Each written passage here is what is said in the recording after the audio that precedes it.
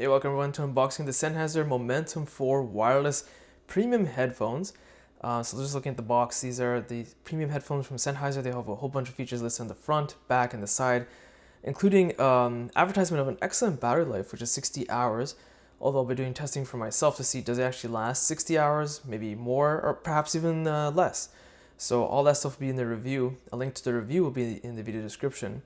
So continuing on with the unboxing, again, this is the premium headphones. You see the big in-your-face inspired by music. Basically tell you, I guess, about some of their app features which you can download, which again, I'll cover in the review. And then the case that everything's included in, it's a hard traveler's case, which should be expected as a price tag. It's not cheap, but yes, it is hard traveler's case, so it's great.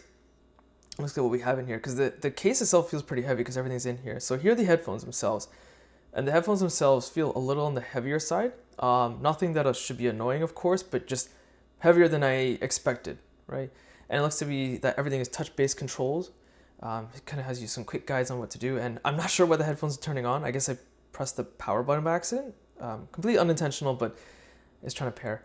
And notice that the fabric on the top is reminiscent of the Jabra Elite 85H, which also has a type of fabric material. So very interesting.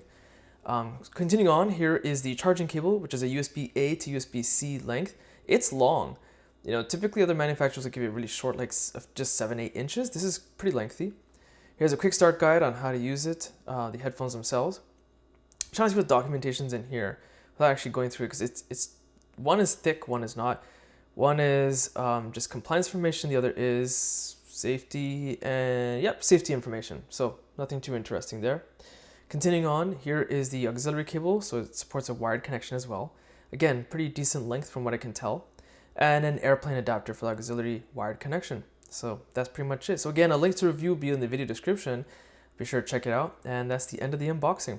So I hope you found this video useful. Be sure to check out my social links and website link in the video description. Hit the like button, it does help. Subscribe, and thanks for watching.